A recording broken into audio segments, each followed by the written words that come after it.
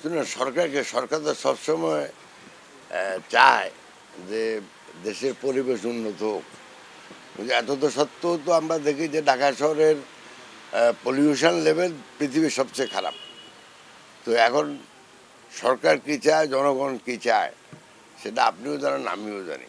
আমার কথা হলো যে যেভাবেই হোক আমাদের জনগণের জীবনমান উন্নয়নের জন্য ভবিষ্যতে আমাদের পরিবেশকে আরও উন্নত করতে হবে। যেমন পলিউশন কমাতে হবে, মানে শুধু যে বাতাসের পলিউশন তা না, আমাদের শব্দের দূষণ কমাইতে হবে, আমাদের নদীর দূষণ কমাইতে হবে। আপনি নদীগুলোর অবস্থায় দেখেন। তো এখন আগের কাউকে দোষ দিয়ে তো লাভ নাই। এখন কাজ হলো আমাদের এগুলির উন্নত করা, যাতে করে আমাদের সব ধরনের পলিউশন দেশে কমে। কারণ পলিউশন দেশের অর্থনীতিকেও ক্ষতিগ্রস্ত করে, মানুষের জীবনমানকেও ক্ষতিগ্রস্ত করে।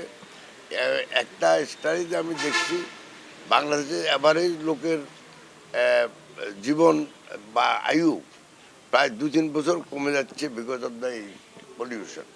তো এখন পলিউশন তো কমানো আমাদের জাতিগত দায়িত্ব, সরকারের দায়িত্ব এবং আমাদের সবারই দায়িত্ব এটা।